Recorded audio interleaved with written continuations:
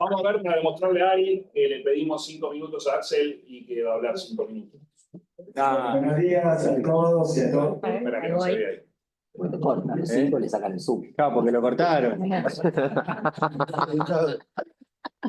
Ahí lo escuchamos, pero no lo vemos. Sí, dame un toque. Todas que están reunidos en el seminario organizando la Argentina de hoy, pensando en la Argentina del futuro. Hay ahí, bueno, muchísimos compañeros, amigos, gente prestigiosa, gente inteligente, gente interesante y gente comprometida que hace lo que tenemos que hacer en una situación como esta. Cuando me refiero a una situación como esta es que el mundo hoy no se me ocurre que fuera de grandes acontecimientos internacionales de la historia, no se me ocurre una etapa de mayor turbulencia e incertidumbre acerca de lo que está ocurriendo en el planeta entero con las decisiones y los cambios que está generando Trump, pero más bien con las causas que a su vez motivaron esas decisiones que tomó Trump, que vienen a cambiar un poco el eje, el discurso, lo establecido en materia de relaciones económicas internacionales, y está expresando un cambio muy fuerte, aunque ya lleva mucho tiempo, pero que ahora se manifiesta con toda su crudeza en la cuestión geopolítica, en los bloques de poder, en la hegemonía norteamericana. Bueno, cuando ocurren este tipo de cataclismos, la verdad que todos sabemos que se vienen grandes cambios y muchas oportunidades para un país como Argentina, para cada una de las regiones. Y ante esta situación, contamos con un gobierno, que es el gobierno de Milei, que lo que ha planteado es exactamente lo contrario a lo que habría que hacer o reflexionar sobre cómo responder a esta situación. Todos los países del mundo están viendo cómo fortalecen su industria nacional, el trabajo nacional y, por supuesto, su soberanía. Y cuando digo soberanía, me refiero a la cultura, al pensamiento crítico, a la ciencia, la tecnología, la innovación. Es decir, que tenemos a todo un planeta pensando en qué hacer en esta situación, sabiendo que tiene que defender y proteger lo propio, y tenemos a Milei yendo en la dirección contraria, exactamente contraria, posibilitando, facilitando y casi incentivando un saqueo de nuestros recursos naturales e indudablemente también de nuestro patrimonio, en todas sus formas y de nuestras capacidades. Hoy saber que los pibes y las pibas que están en la universidad o incluso en el secundario están pensando qué les espera porque contamos con un gobierno que no cree en lo argentino y no cree en nuestra enorme y larga trayectoria de capacidades en materia de conocimiento e innovación. Entonces, qué mejor y qué más urgente que ponerse a reflexionar, a pensar, a compartir con quienes meditan sobre esto, piensan sobre esto, tienen algo que decir, que a veces no piensan exactamente lo mismo. Pero bueno, yo simplemente saludarlos, felicitar el encuentro a la espera de los resultados y conclusiones y dejar un pequeño aporte. Creo que es una etapa donde la importancia que toma una estrategia nacional para el desarrollo, un Estado presente, la defensa de los intereses nacionales, bueno, es una etapa donde sin eso, la verdad que se convierte un país entero en objeto de una tormenta y sin rumbo. Así que importantísimo el encuentro, yo simplemente acompañarlo de acá, me hubiera encantado poder ir, no lo pude hacer, pero quiero mandarle también un saludo a las autoridades de la facultad y también al grupo que organiza el encuentro, que tanto ha colaborado cuando me necesitó la provincia de Buenos Aires. Así que le mando un abrazo grande, bueno, a defender la camiseta, que es la camiseta argentina, eso se hace reflexionando, pensando, pero también comprometiéndose, tomando posición y defendiendo lo que es nuestro.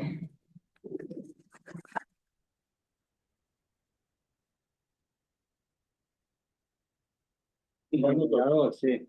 Estamos viendo a ver si se conecta Martín. No sé si lo aparece por ahí. Déjame, sí. No vamos a comer empanadas, pero estaba en una caminata. No lo veo. El curso de ingreso. Para el peregrino. Ah, para el peregrino. No. Una para el secundario y una acá, Sí, pobre, la se remoló.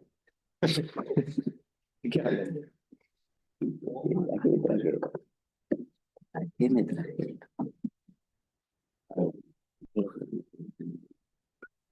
Sí.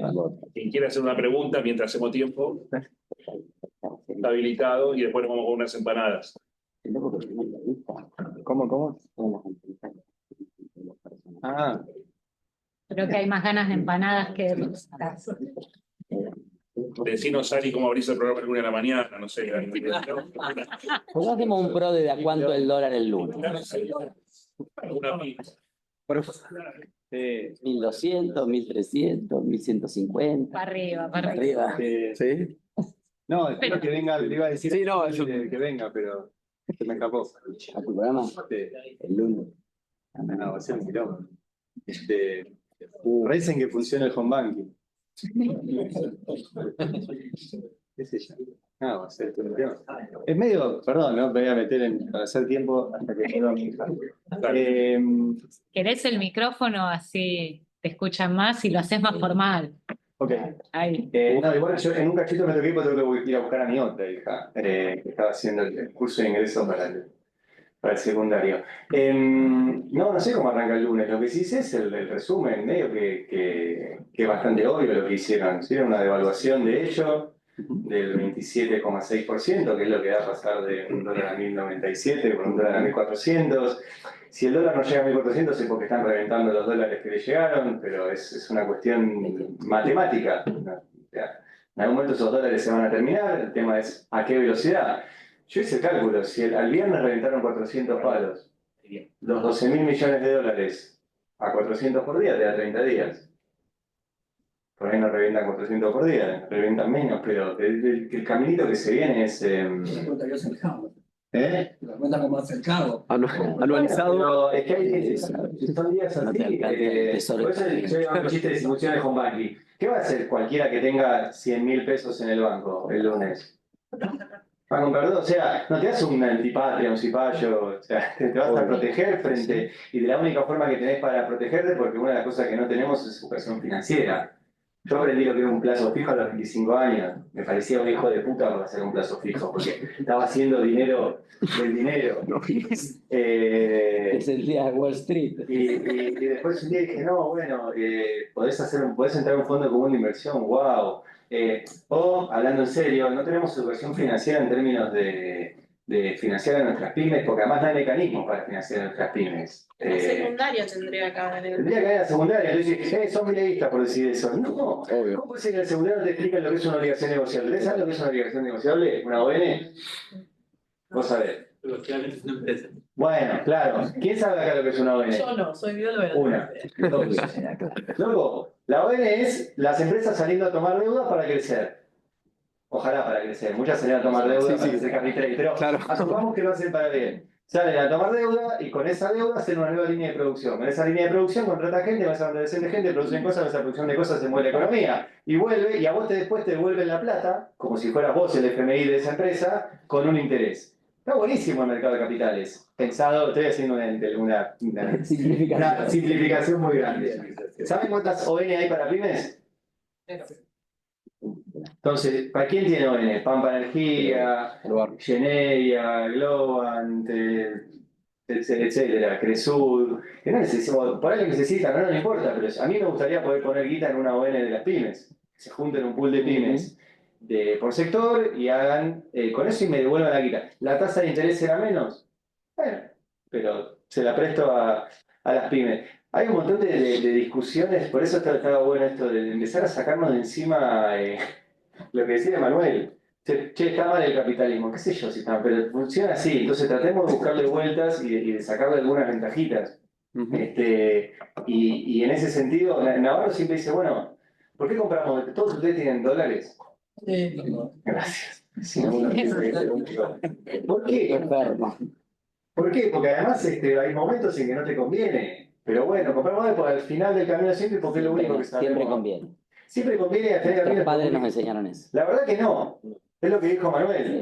Manuel escribió una nota buenísima que si Milei nos cagó a todos, porque si hubiéramos hecho al revés de lo que hicimos todos, que fue lo que teníamos un plazo fijo, lo pasamos a dólares cuando subió Milei.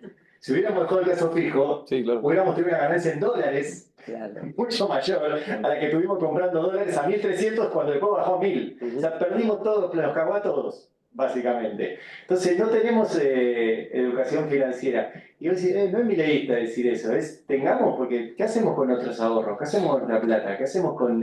También para que nos rinda. Estoy tirando para el usuario. Ari, Está tratando de entrar. Ok, pues yo me tengo a ver, que... déjame mirar ahí. Hagan una reflexión, hablando con Navarro. A Macri le dieron 40.000, a este le dieron la mitad. La proyección, Bueno, ¿no? Porque Sí. el agujero financiero es de 35.000 millones de dólares por año. Sí, a mí me sorprende que a Caputo el mundo le preste Entonces, ese este no puede terminar mejor que Macri. La suma. Debe estar en el libro Guinness del tipo que más deuda consiguió. Creo que posta, un solo ser humano en el mundo consiguió 67.000 millones de dólares. 44.000 con Macri y 23.000 ahora debe ser récord. A mí no me están dando un préstamo en el banco. Pero bueno, no sé cómo vamos a arrancar el lunes. El lunes va a ser un día muy complicado, de mucha, hablando en serio, de mucha angustia.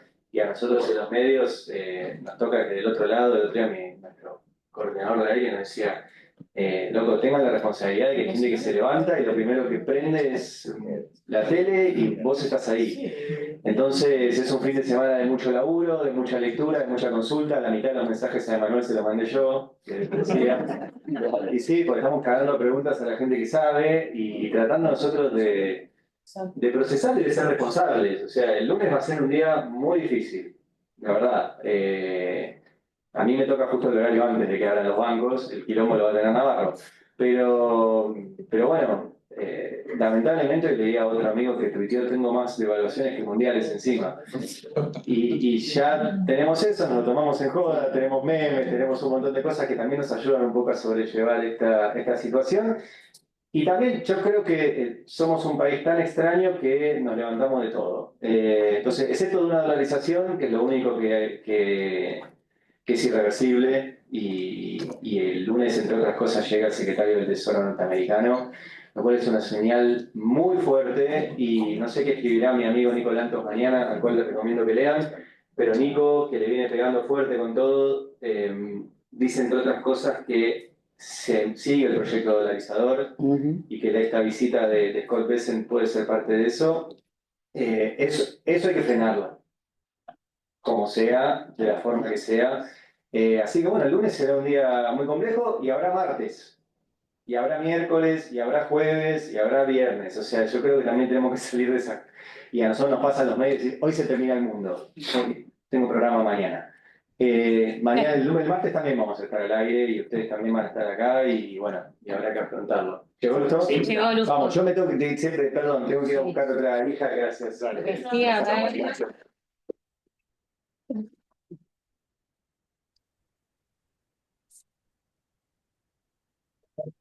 Martín, Sí, acá estoy.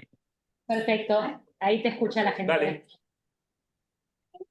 Bueno, ¿qué tal? Muy buenas tardes. Yo también acabo de hacer caminata en Mataderos con los candidatos nuestros y ahora estoy yendo a buscar a mi hijo porque mi mujer está filmando afuera, que es uno de los elementos nuevos que tenemos en la Argentina, que hasta hace poco tiempo éramos un centro de producción de cultura que se exportaba y ahora producto de los costos. Lo que se producía antes en Argentina, lamentablemente, se está empezando a producir afuera. Primero quería felicitarlos por el encuentro. Me parece muy importante no solamente juntarse, sino juntarse con una temática concreta, juntarse de manera heterogénea para que a la realidad que siempre es compleja le aportemos miradas de distintos lugares. La realidad compleja es como un mapa en la oscuridad y cada uno tiene una linterna y lo que hace es visibilizar una parte del mapa y si entre todos podemos iluminar seguro que vamos a tener una mejor comprensión no solo de la realidad sino también de cómo actuar hacia adelante.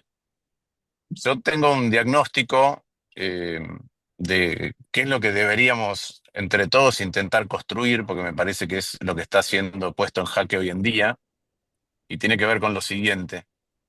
Eh, el principal actor de cualquier economía es el Estado. El Estado es el 35% del PBI, pero además es la cultura, es la educación, es la salud pública, es la infraestructura, es la justicia, es la seguridad, es la manera en que debatimos, es la calidad de regulaciones que proveemos. eh, y cuando el Estado funciona mal, la economía no puede funcionar bien. Por otro lado, hay una enorme paradoja, que es que nosotros necesitamos un Estado que funcione bien, es decir, un Estado que sea productivo, que no pierda el foco de aquellas cosas que tiene que producir y brindarle a los ciudadanos, que no la gaste en otras cosas. Y me parece que la paradoja que vivimos es que muchas veces eh, la derecha, que no se preocupa de la productividad del Estado, ¿sí? Lo que quiere es un Estado pequeño, eh, pero un Estado pequeño, improductivo, productivo, no impacta en la economía, impacta en la calidad de la ciudadanía que construimos, impacta en la igualdad, impacta en el tejido, en las vinculaciones que nos damos. Ahora, muchas veces desde el espectro más, lo voy a llamar socialdemócrata, algunos dirán nacional y popular o como lo quieran poner, hay un desdén por la productividad del Estado. Y digo que la paradoja radica en que si uno quiere un Estado grande, se tiene que preocupar mucho más de que ese Estado funcione bien. Porque si no, ese Estado grande afecta mucho más a la economía. No es lo mismo un Estado que funciona mal cuando el gasto público es 1% del PBI que si el Estado es el 99% del PBI. Y yo creo que esa es una tarea que hoy nos tenemos que dar en la construcción de qué Estado definitivamente queremos, que es lo que me parece que está en jaque en distintos lugares del mundo. Creo que las socialdemocracias en el mundo están con una falta no solamente de proyecto, sino que han utilizado los recursos disponibles por parte del sistema financiero y economías que crecieron durante un tiempo y han perdido el foco de aquellas cosas que tienen que brindar, tanto en el corto plazo como en el mediano y largo plazo. ¿Sí? Hoy ustedes representan una parte significativa de aquello que hay que cuidar y mejorar, que es la ciencia, la tecnología y la educación. Y son urgencias de largo plazo. Si no arrancamos hoy, no arrancamos, pero por otro lado sabemos que lleva un tiempo. Y eso, otra vez, mejorar todo el tiempo, mejorar permanentemente cómo es la calidad del Estado que le proveemos a los ciudadanos. En ausencia de eso, y cuando los ciudadanos empiezan a percibir que eso no pasa, me parece que tenemos algo que se está vislumbrando hoy en el mundo, y que me parece que hacemos mal cuando lo personalizamos. Yo no creo que el problema que estamos viviendo y que genera incertidumbre global sea Trump en sí. No creo que el problema sea Milei en sí. Lo que hay es una pulsión en un montón de sociedades distintas por deshacer o por repreguntarse acerca de el pacto fundante después de la posguerra, de las instituciones que nos dimos para construir sociedades sanas. Y eso es lo que está en cuestionamiento hoy. Y los actores son los actores que emergieron en distintos lugares que pudieron encarnar esa pulsión. Ahora esa pulsión es destructiva. Esa es una pulsión de destrucción de instituciones que la gente, a sabiendas o no, lo que quiere es modificar después de casi un siglo, modificar cuáles son nuestros acuerdos fundantes. Y elige actores para romperlos, porque no sabe cómo modificarlos. Entonces creo que nosotros tenemos un deber de pensar que si ese embate contra las instituciones que nos rigieron durante mucho tiempo deriva en una crisis, que yo creo que es lo más probable, no solamente local, sino más general, me parece que tenemos que pensar muy claramente hacia adelante cuáles son los consensos que tenemos que alcanzar para reformar esas instituciones o inclusive sacarlas de la crisis en la que entren. Y eso, en mi opinión, implica un abordaje mucho más profundo de qué tipo de Estado realmente queremos. Un Estado, un no Estado no es un camino viable para nadie. El relato libertario no encuentra en ningún lugar testimonios de que eso haya funcionado. Y además construye un tipo de sociedad que yo la describo como la libertad. ¿Cuál es la libertad que propone la libertad avanza? La libertad de no tener empatía. Es la libertad de no ocuparse de al lado. La libertad de no tener cargo de conciencia. La libertad de no tener ninguna responsabilidad por el prójimo o por el compatriota. De hecho, lo dice Elon Musk. Elon Musk dice que la empatía es la debilidad de Occidente. Y nosotros creemos lo contrario. Ahora, esa acción colectiva que se representa en el Estado, y creo que el ejemplo más claro de que se tiene que representar en el Estado es lo que pasó en Bahía Blanca. En Bahía Blanca uno ve muestras de solidaridad de la población en general para recomponer la situación, pero la verdad es que la solidaridad tiene que pasar por un Estado que funcione bien, porque la solidaridad individual es muy difícil que dé un cauce de tranquilidad permanente a aquel que acaba de perder todo.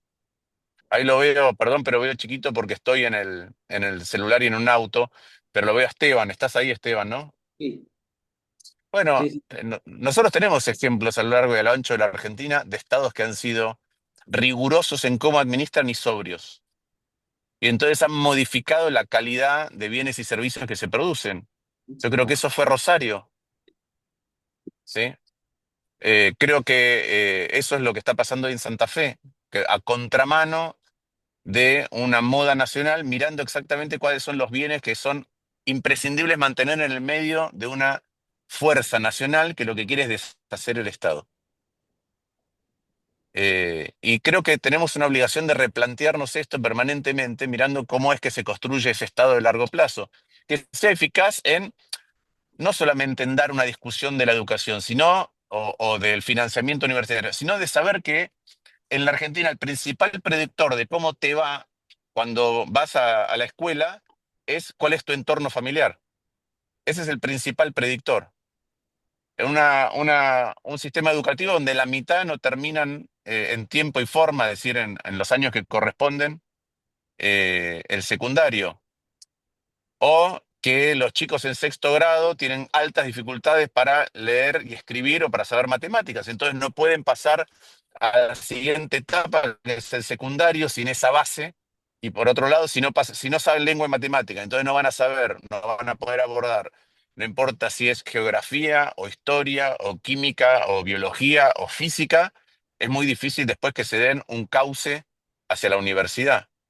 Entonces me parece que nosotros tenemos que estar todo el tiempo con una mirada de defensa de corto plazo de aquellas cosas que el gobierno puede romper permanentemente, pero al mismo tiempo encontrar soluciones nuestras a la pulsión de la sociedad que acabo de describir. Eh, y creo que va a haber oportunidades para eso. Voy a parafrasear a alguien que lo usó para otra cosa, pero me parece que es una pregunta que vale la pena. Es muy temprano, recién lo escuchaba Ari, ¿no? De qué va a pasar el lunes, y después si quieren podemos elaborar un poquito sobre eso, pero no me quiero extender.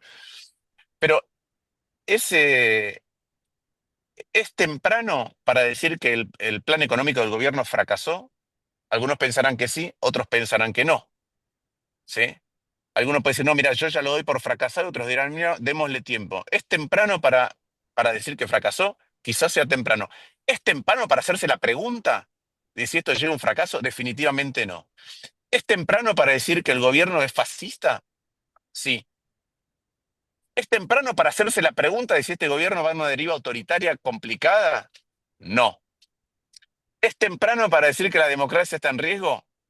Quizás sí sea temprano. ¿Es temprano para hacerse esa pregunta de si no estamos en el sendero que describen, entre otros, Levitsky y Ziblatt acerca de por qué fracasa la democracia? Definitivamente no. Entonces yo creo que hay un montón de preguntas abiertas que tienen que ver con el presente y con el rumbo futuro y que nosotros al mismo tiempo tenemos que dar respuesta a las iniciativas del gobierno que ponen en peligro cosas que son importantes para el corto, el mediano y el largo, y al mismo tiempo hacernos nosotros no solo esas preguntas, sino intentar responderlas por otra vía cuando esto lleve a un lugar que a nosotros no nos gusta y entonces se abre una oportunidad. Yo creo que hoy hay mucha gente que se está haciendo la pregunta de, tenía esperanza, quería salir de donde estaba, parecía que caminábamos en la dirección, pero se empieza a hacer la pregunta de si esto no es otra vez un plan económico que lo deja en la nada.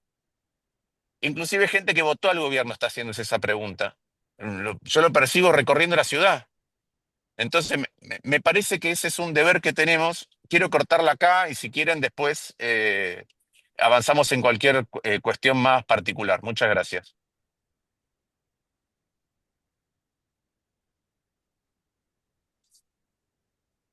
Una pregunta para Martín.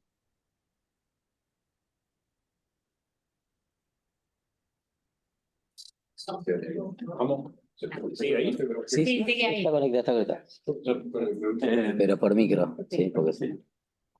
Hola Martín, ¿cómo estás? Sixto acá, en primer lugar, muchas gracias por hacerte el tiempo escueto que tenés. No, preguntarte entonces cómo lo pensamos esas preguntas de cara a 2027. ¿Es temprano o tarde? ¿En qué rango de tiempo? No, primero, yo creo que estas preguntas que nos hacemos son preguntas que se está haciendo toda la sociedad. Esto de, ¿es una deriva autoritaria? ¿Es un fracaso el plan económico? ¿Me va a dejar en el mismo lugar donde arranqué o peor? Me parece que es una pregunta que está latente. Yo creo que nosotros no tenemos por qué, eh, algunos de nosotros pensamos, yo ya creo, ya he dicho muchas veces públicamente qué tipo de sociedad este modelo económico configura, cuáles son las fragilidades que tiene, que para mí el acuerdo tapa durante un tiempo, pero hay que ver si resuelve las fragilidades que el gobierno tiene, el plan económico tiene, y además creo que va en una composición de sociedad extremadamente desigual. Entonces, yo miro la sociedad distinto y siempre voy a pensar que este no es el plan económico de la Argentina que quiero, pero creo que hay mucha gente que por ahí tiene cierta dosis de esperanza que se empieza a hacer esa pregunta. Eso por un lado. Por el otro, lo voy a poner de esta manera porque he mirado mucho en su momento los datos de la ciudad y los datos nacionales. ¿Qué es lo que nos pasa a nosotros con el sector público o con el Estado? La Argentina gasta el doble por habitante ajustado por inflación que hace 40 años. Gasta el doble por habitante ajustado por inflación que hace 40 años. Entonces, recibimos el doble de jubilaciones, el doble de seguridad, el doble de salud, el doble de educación en cantidad y en calidad, el doble de infraestructura, el doble de inversión en ciencia y tecnología por habitante. La verdad es que no. Entonces, eso nos tiene que hacer pensar cómo estamos gastando.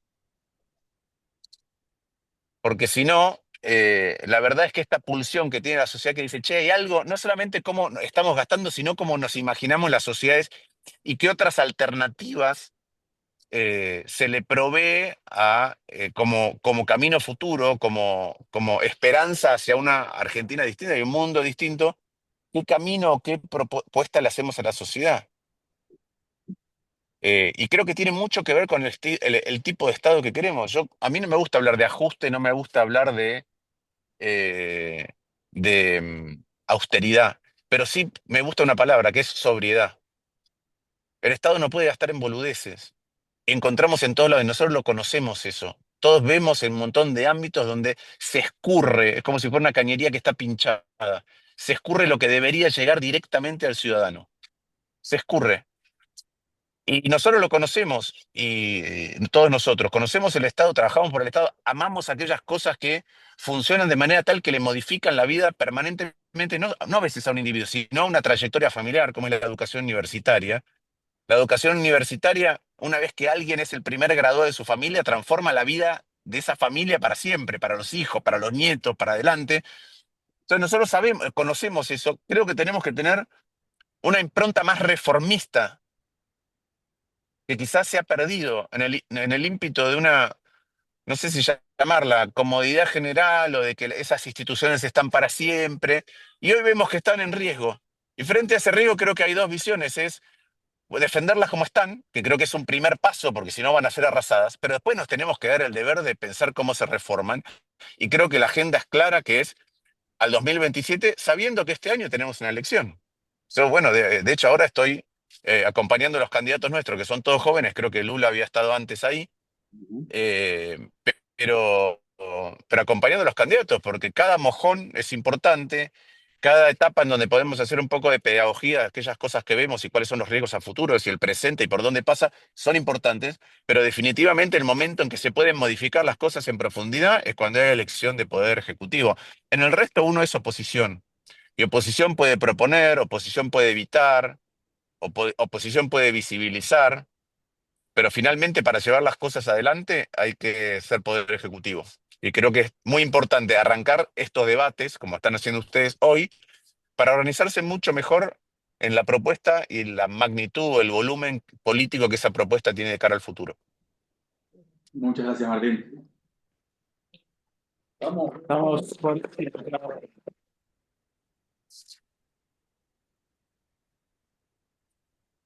Vamos con las empanadas. Avisamos encuentro de Chagas de lunes a miércoles acá mismo, organizado por el Fatala y la facultad. Así que seguimos haciendo cosas de las que hay que hacer. Está Sole acá presente, que son las organizadoras.